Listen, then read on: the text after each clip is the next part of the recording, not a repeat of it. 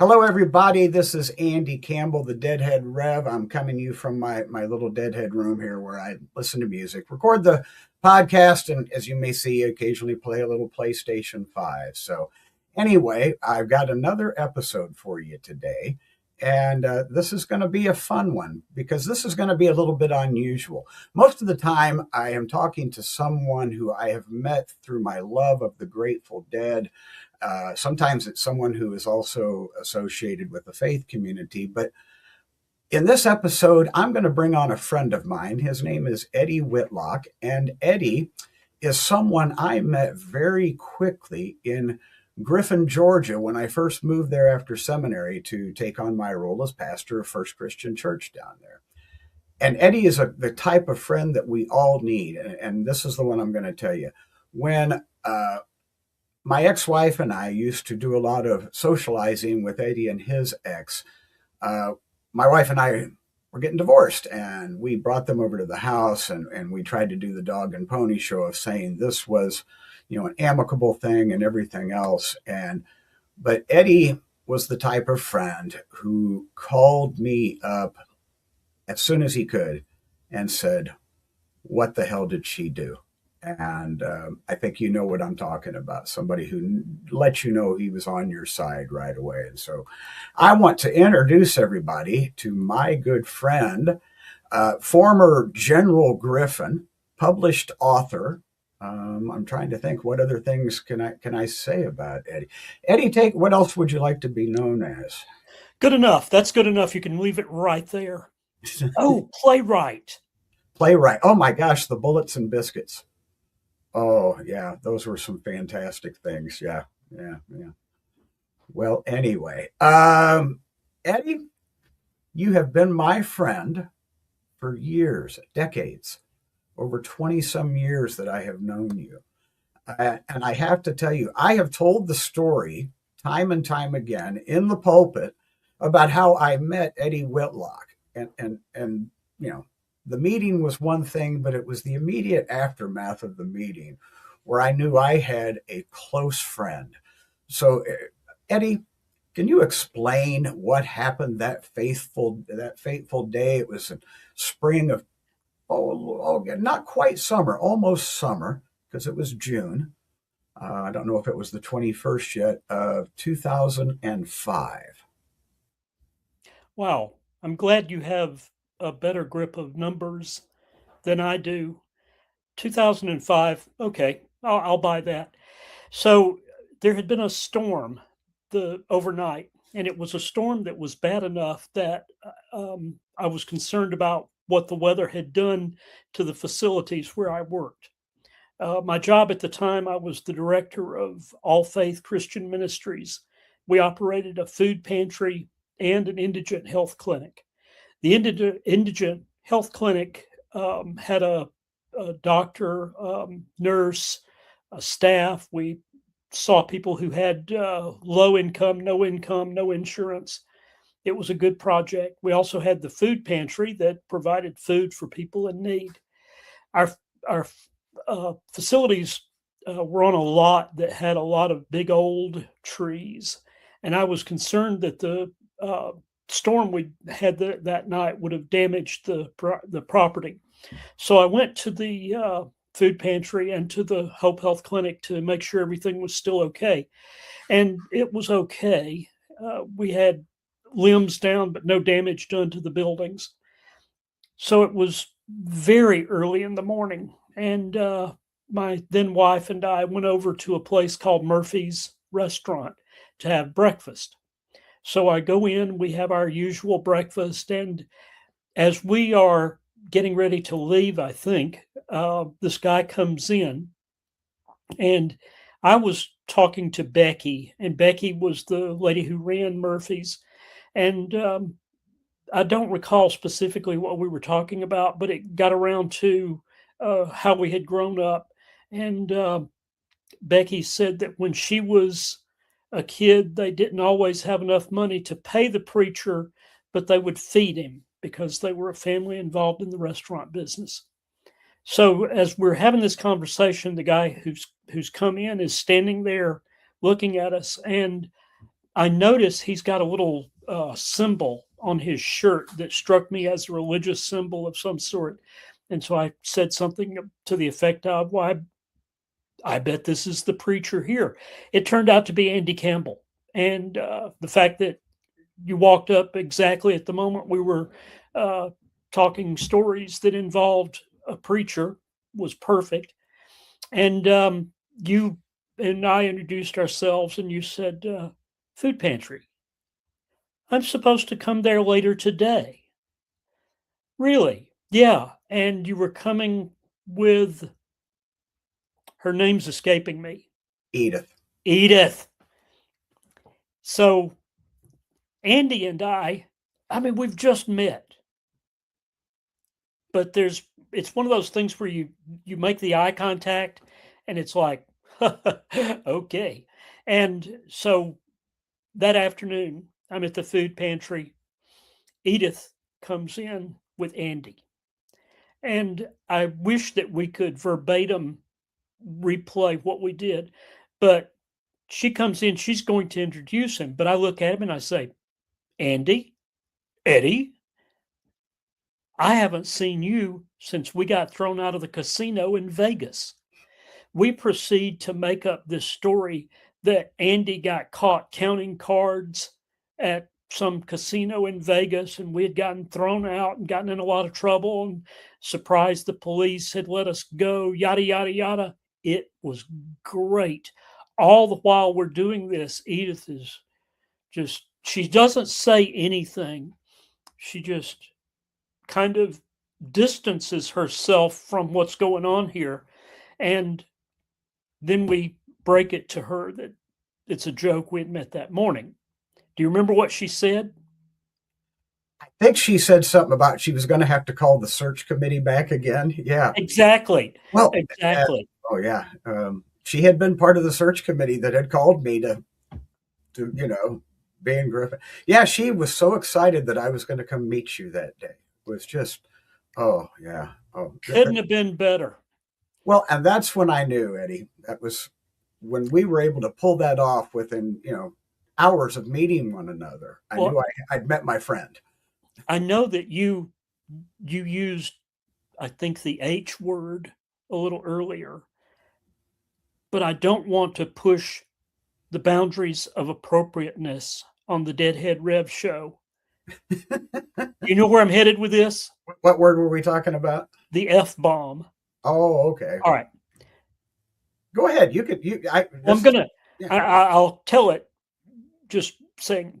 But so Andy says to me early on in our friendship, right at maybe even that day, he said, "Well, my wife, his wife at the time, had hoped that we could make some friends outside of the church, people we could say the F word in front of." Right, right, right. So when I met your wife, we were bilingual. I mean, we both, speak profanity in English.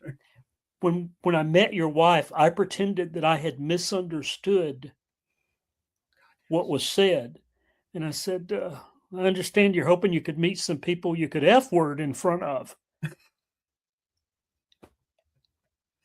Yeah, it was great. Yeah, She's yeah. like, "No, no, that I could say the F word in front of." Oh yeah. Sorry. Yeah, it would have been better if you'd have just grabbed your ex and said, "Well, we got to go," we were. Oh yeah. Yeah, we shared a lot of good stories, and unfortunately, poor Edith Newby was at the victim of some of those things that we kind of did. And I remember you telling her about the Cruisers Club that had donated to the food pantry, and you explained to her it was a group of single men that went out cruising to find other guys. Yeah. Oh. Well, people, I got to tell you, when I moved down to Griffin, Georgia, it was like moving to a foreign place. I mean, it was very difficult to navigate the landscape. And, I was coming from supposedly a progressive northern town, and we know Indiana is not that progressive. And I thought, I'm going to a town south of Atlanta. I wasn't quite sure where I was going. But in Eddie, I found somebody that I could complain about people too. Eddie came and participated in a lot of the things we did at church. But one of the things that Eddie did for me is he gave me an outlet. You spoke about what you did in Griffin when I met you, and the food pantry and the health clinic. And you really missed something about the story of that food pantry day. You focused only on Edith Newby and her reaction because you were open for business at the Oh, time. yeah. The clientele were there. You Everybody's hearing the story. Oh, and the looks on their faces were every bit as delicious as Edith Newby's. Oh, it was delightful stuff. It was.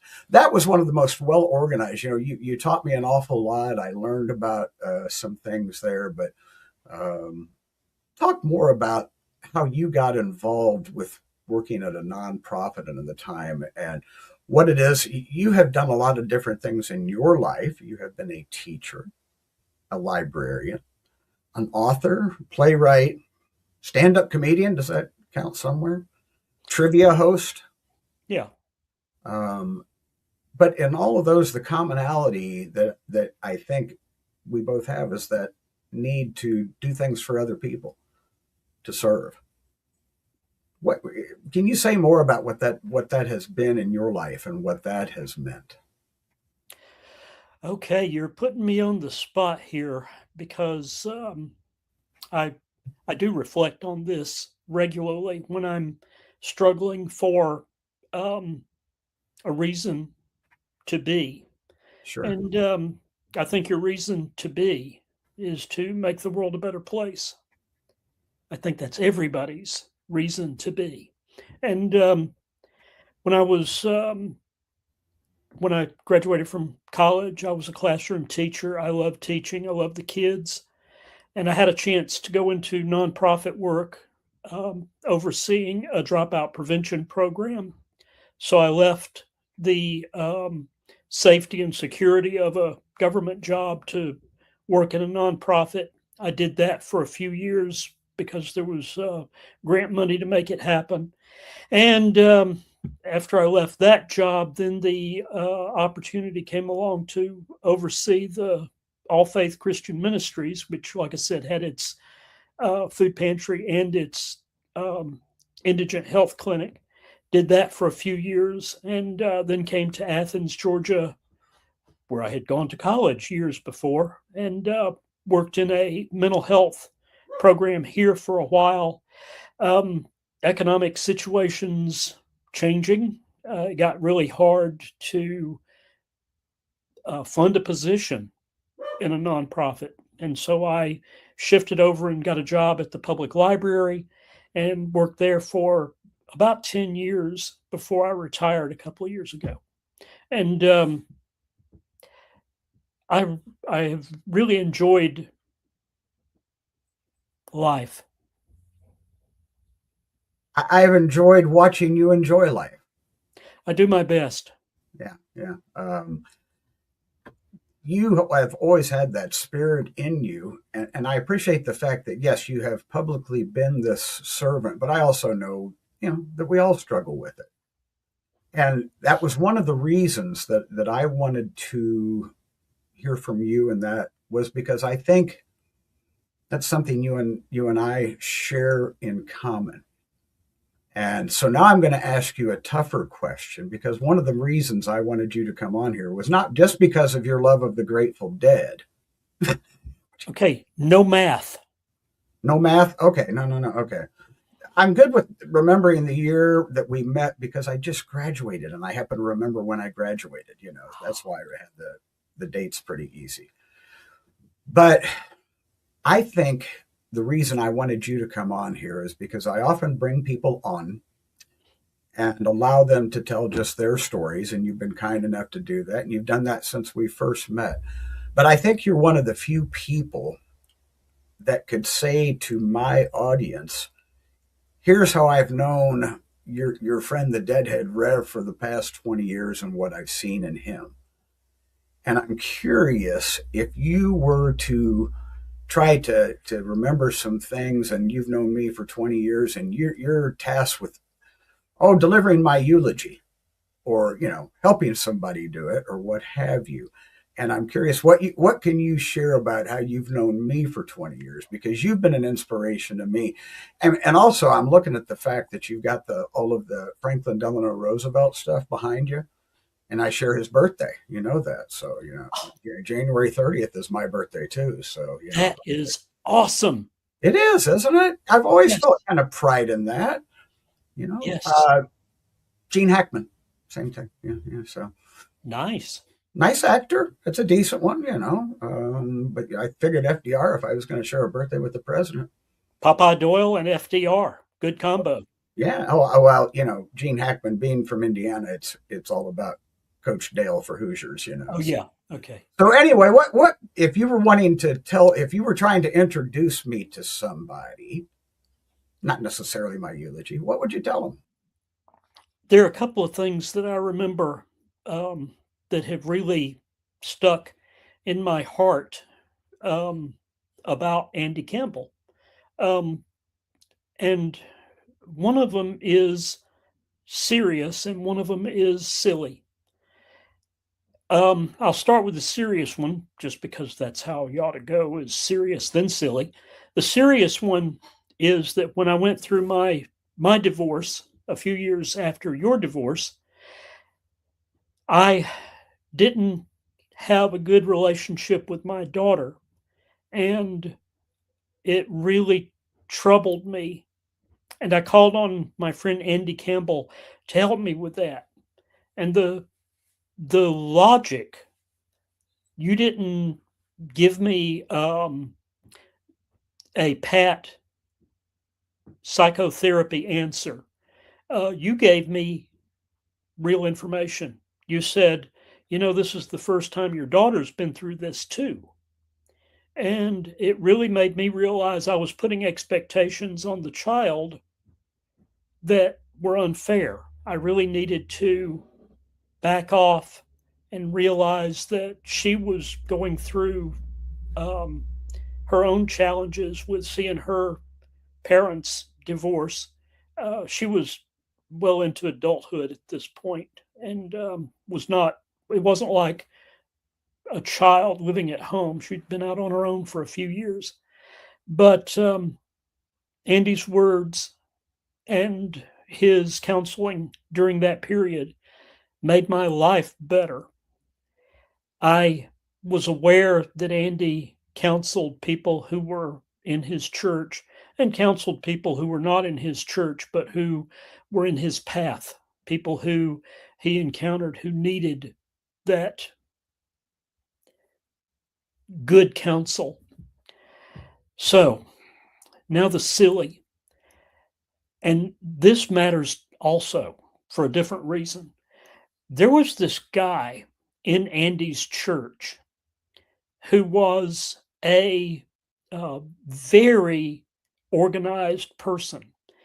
The man organized everything. And so we got him to work with us at the food pantry. And buddy, everything was organized and laid out. He would come in when it wasn't his shift to make sure that things were put where they were supposed to be, that inventories were managed and accounted for. It was great. So there was one year we were having the banquet to recognize our volunteers, and this gentleman agreed to um, handle facilities for it. He drew out a plan for the floor plan for the floor at Andy's church. He had everything noted in his. Do you remember this? Yeah, yeah, He yeah. had everything noted in the layout. You'd It shown me was all of this. Yeah. amazing. And I remember that you showed me his plans and you go, you see that? It's like, yeah, what Well, is it? He goes, Eddie, I got to remind you of something here. I never met him. no, He left before I was there. But go on, tell this story because we're talking about somebody who died. His influence never stopped. no. I never. He drew this. I mean, his plan literally went down to where table decorations would be and where every chair would be and where it was great. I did see the Super plan. I did see manager. the plan. I Yeah. can't believe you never met him, but I guess I do understand now you didn't cross his path Oh, no. exactly, but he disappeared, just vanished. And when this happens, the guy's in his 50s, I think, and everybody's immediately worried about his health. Couldn't find him. The police were involved. The police couldn't find him. Word went out through the media. Nobody could find him. Finally, he surfaces long enough to tell local law enforcement to quit looking for him. Mhm. He was in a different place and didn't want to hear from anybody. To this day, I have no idea why he disappeared like he did, but it was one of those. I think of it as a Griffin moment. Yeah. It was one of those Griffin moments that just made no sense. It well, and so this was what was funny is when I got there, so people were was maybe his statement to the police was only a couple of months old. Yeah. So I'm coming in after all this drama has taken place, and I can't tell you how many times through my years of ministry at First Christian Church I was asked, "Do you know where John Henderson is?" And I was just, and I have no idea. Then there was spec. Yeah, I can tell you I have three different versions of what happened to him. And Okay. Yeah. I think there were two different versions of he had partnered with someone. yeah, so there were two different partnering Right. versions. Yeah, yeah, those were the primary ones. The third one involved something a little stranger, but conspiracy theories even worse. Kind of, Uh, you know. But it was interesting. If I do remember, he was freed up because his parents both finally had passed away. that's right. That's right. And so that maybe opened the door to him being It's not the first time that's happened that somebody could be who they were after the parents passed away. All the innuendo. I tell you what, from the deep south, which Griffin would be the deep south, isn't it? I mean, I don't want to. Either one of the partnering rumors would have been scandalous. right. Yeah. So Yeah. it is what One it is. was a gay relationship, and the other one was an interracial Relationship. relationship, Yeah. both So of which at that time would have been unique. yes. Well, speaking of gay relationships, Ah, I need to talk about some of the fun stuff that Eddie and I did. And Eddie and I always had this kind of running joke. One of the things that we have shared a lot of things together, but our love for The Sopranos, didn't we watch that final episode together? no, but we did watch a lot of episodes. I thought we watched it. Yeah, we watched a season together at Yeah. least.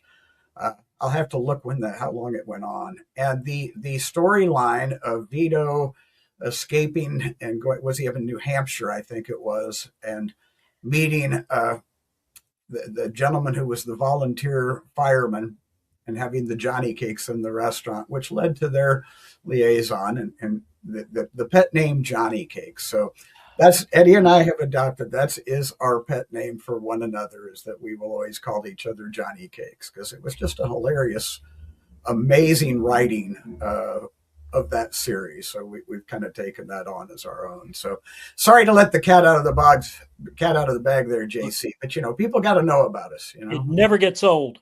Today, literally today, in my Facebook feed, an ad popped up for a restaurant that had hot Italian subs. And the way the ad was phrased, it did not sound like they were talking about sandwiches. And so immediately I had to comment, Johnny Cakes. Johnny Cakes, yeah. And I'm sure nobody got it, but you would have gotten it. Yeah. Well, yeah. Well, that's the joy of some of the things that, hey, that's the inside joke privilege. Right. If somebody makes a Sopranos joke, I know it inside and out. If somebody can quote a Coen Brothers movie. I know, those kind of things. And for me, Grateful Dead lyrics, and There you also go. biblical references that are just waiting for me to comment on them. Um, Eddie, how did it ever escape that I didn't turn you into a fan of the Grateful Dead? I kind of kept it hidden while I was in Griffin. Did Yeah, I not? yeah. Yeah, it was kind of hiding who I was for those years. Well, you can't let your freak flag fly all the time. No, no. But well, I appreciate you coming on and talking to me and sharing some stories that we've had together. One of the other things that I think, and I forgot to get a picture, was that maybe the thing is that why people may think that Eddie and I shared a lot more together, maybe a different type of relationship, is because we did share parenthood, did we not? With Marvin. And Yes. um, So when I'll tell the story when it was time for me to make my way out of Georgia, and I'd received a call to Owensboro, Kentucky. And I can tell you that yes, I was happy to be receiving the new call, but financially it was a nightmare because I was attempting to sell a house at the worst time of the housing crisis back then, everything else. And what we had secured for housing in Kentucky was not going to allow for pets. And I had two dogs, and one of which somebody took. And then I was looking for a home for Marvin, this little beautiful beagle type that just was the most delightful. I remember the first time Eddie met Marvin, much to the chagrin of my ex-wife, because Marvin came in from the garage right after we'd been having a nice lasagna dinner. And Marvin came to the table, and Eddie immediately lowered his plate, still with the leftovers of his lasagna, for Marvin to enjoy the rest. I'll never forget the look on my ex's face as you were. it's what you do. Oh, it was just the funniest thing. And well, the best part is that I don't know who was happier, you or Marvin, because you were just enjoying that Marvin was like, "Hey." But when Eddie had told me, if nobody else will, I'll take Marvin on. And it's hard. I'd had Marvin for 6 years. He moved from Indianapolis. And for whom was Marvin named? Marvin was named after both a wide receiver for the Indianapolis Colts, Marvin Harrison, but more specifically, a character on season 2 or 1 or 2 of Big Brother. Oh, And wow. AJ, yeah, it was the black guy that was on it. He got voted off very quick, like an episode of Star Trek. So, um, but no, AJ, my youngest, had named the dog Marvin. Thought that would be cool, and so that's how the name came. And Eddie, you were so kind to take Marvin on, and I think it was one of those things where you may have gotten more than you bargained for, but in a good way, because that was one of the most fun personality filled dogs I ever had. Marvin was quite the character, and at the time I was living off of a state highway, and I would walk Marvin along the state highway, and truckers would honk, and people going back and forth to work would honk. And at the time, I had some odd work hours myself, so I wasn't walking during regular times people walk their dogs.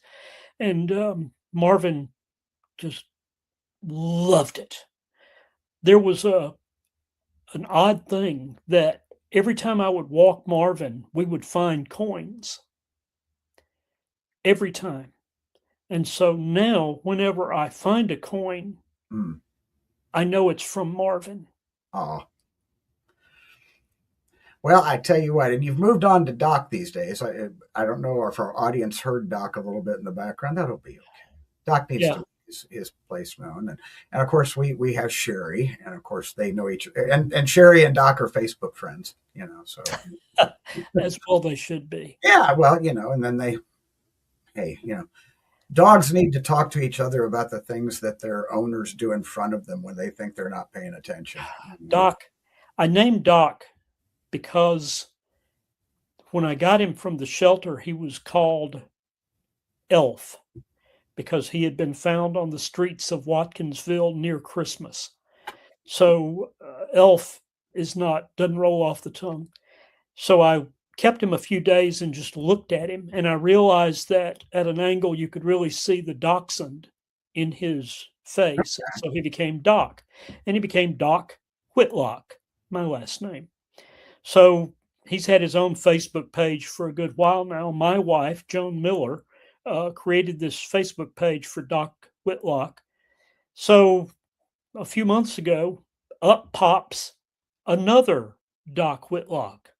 This is a local band.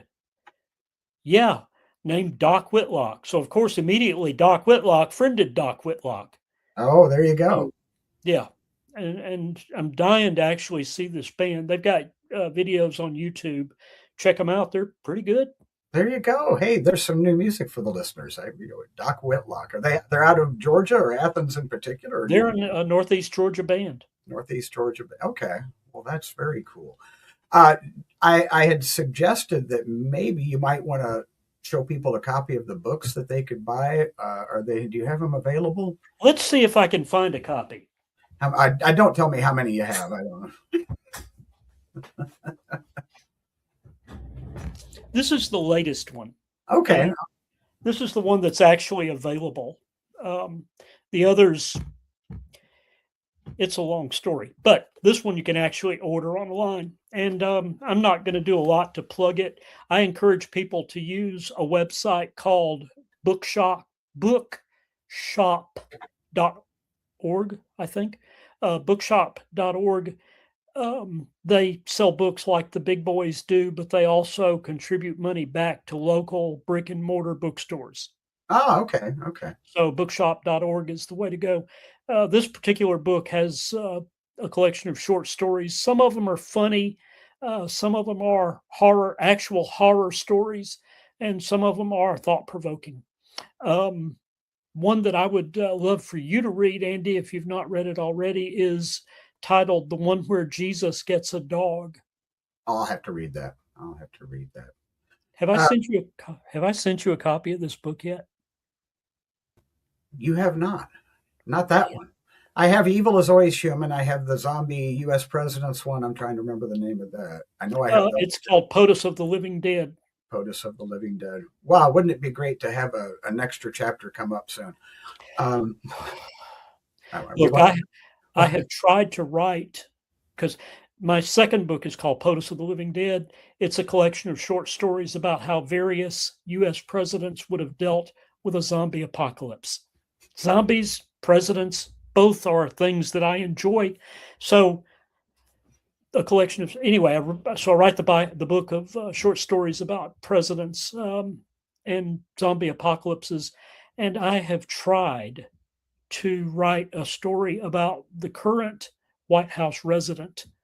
And I cannot come up with something that isn't, I can't come up with something that isn't actually reasonable considering where we are. Nothing outrageous enough can come to you, right? Exactly. How do you satire something that's so absurd? Well, there's a great book that Joe Hill did. Do you know Joe Hill? Yes. Okay, Joe Hill, son of Stephen King. Mm-hmm.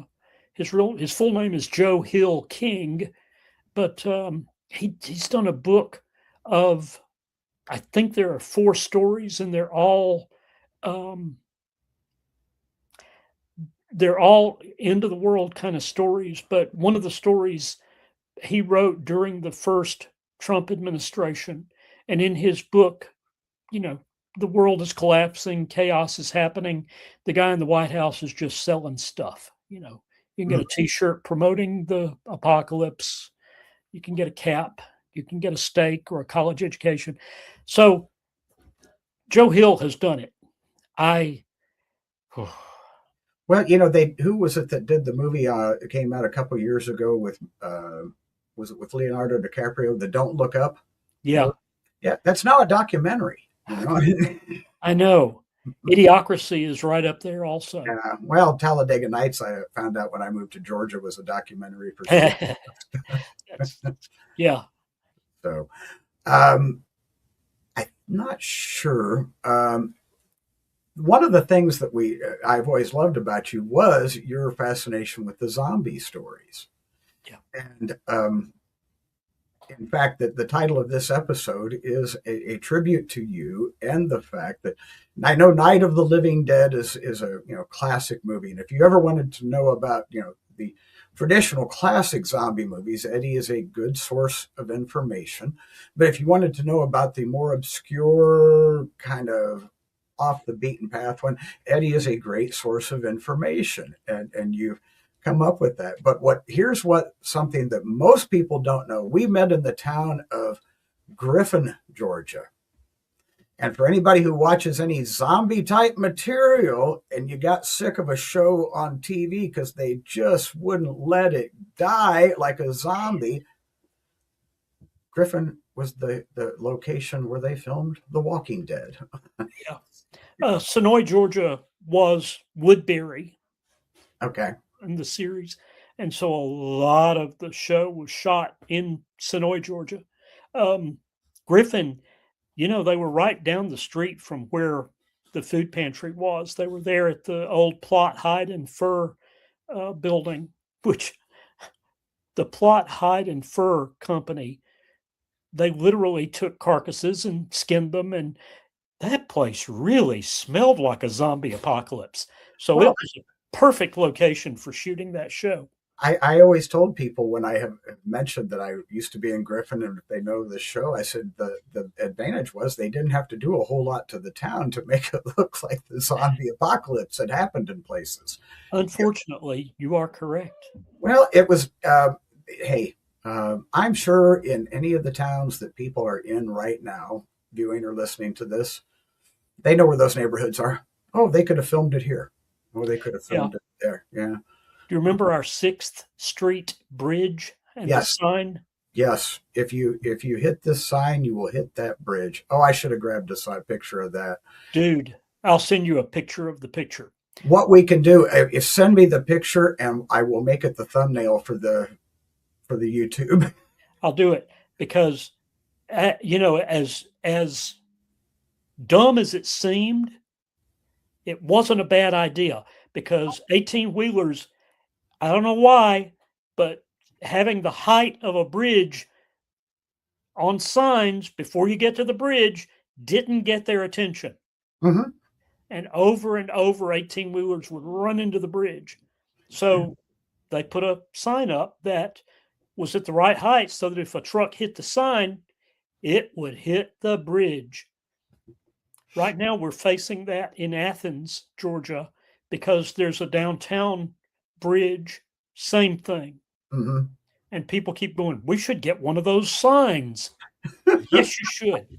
Absolutely, it worked. You Yeah. have to wonder.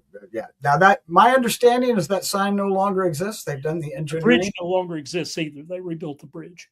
That's what I thought, that they had fixed all of those problems. Well, Yeah, because that bridge got used as the Edmund Pettus Bridge in a movie that was made about the Montgomery March. well, I know it was. Did it? I wonder if that bridge ever appeared in Driving Miss Daisy, which also was filmed Probably. in Griffin, Georgia. Yeah, yeah. I gotta like Griffin. A lot of movies, and I got to tell you, Tulsa's had a few here, a few different things that have been filmed. So, Eddie, I appreciate you more than you will ever know, and I appreciate you coming on and taking the time. And I wanted people to know Eddie just because I think he's a good friend and a damn fine, interesting person who's done a lot in life. And uh, I have to ask one final question of Eddie that I told him would be a part of this. Knowing that I am a huge fan of the Grateful Dead, and you not knowing a whole lot about them, I don't know how much you ever played them in your days as a radio disc jockey, if at all, but your love of zombies, how much of a disappointment was it for you to find out the Grateful Dead really didn't have a series or even an album full of zombie songs? I mean, Such a missed opportunity. I am constantly using music as a jumping off point for writing. And there are so many songs that I've used for zombie stories. Patsy Cline, for some reason, did a lot of great zombie songs. Crazy. Yeah. I go out walking at midnight. And my favorite, I Fall to Pieces. Oh, well, there you go. There I you mean, go. And yeah, yeah. who, That's who'd have you're one thunk of it? the people who can see things that way, and I appreciate that. Thank you. Yeah. It's not always appreciated. Well, I want to suggest a book to you because I'm not going to force you to listen to a bunch of music, but there is a book by one of the lyricists, and it's kind of a fun book, and Jerry Garcia's, and it's called Silver Snarling Trumpets. Okay.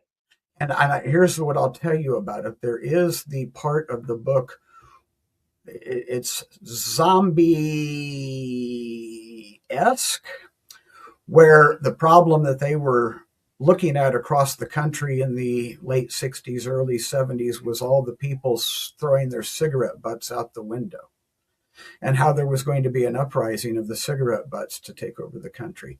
Is that enough to intrigue you? Yes. I thought that Silver Snarling Trumpets, which I think comes from a Tennyson poem. Huh.